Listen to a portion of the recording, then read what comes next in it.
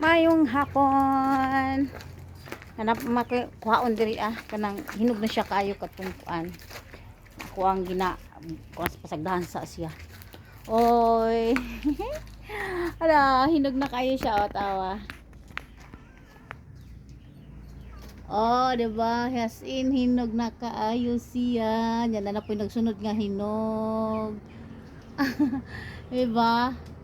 Ay, gabi siya doy nindot siya kaayo diha kay siya mahinog sa kanang kuan sa punuan, di ba? Lami kay na siya. So ako na pala siyang kuhaon karon kay kuan na sayang magud ba si maunhan ta og langgam. Mura di na takakaon.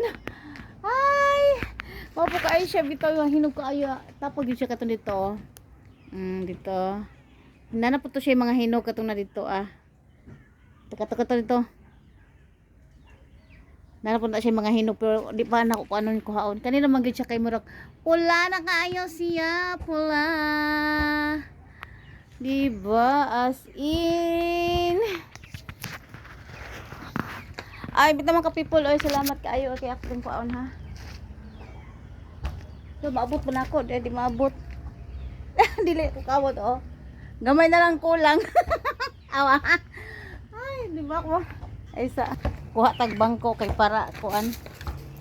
Kulang gyud taon sa kuan taas.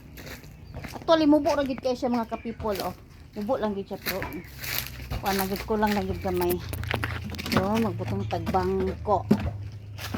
Dili ra kapita kay basi tuwang ka.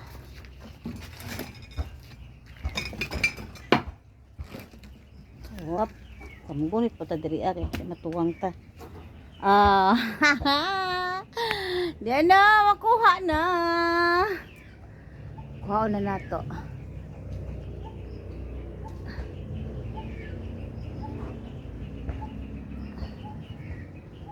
Oh, dira.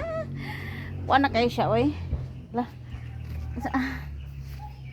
Pero, di ba Kuha na kayo siya kanang hinog na jud kaayo siya. So, ato na ning panitan. Okay. Gahamon ta mo ko na ning basayan ni ko. Pula na gud kay siya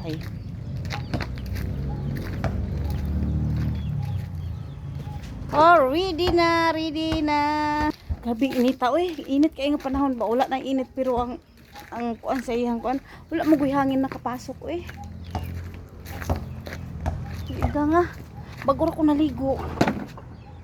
Patay iga nga gyapon man ako ligo pati po singuta. Saan naman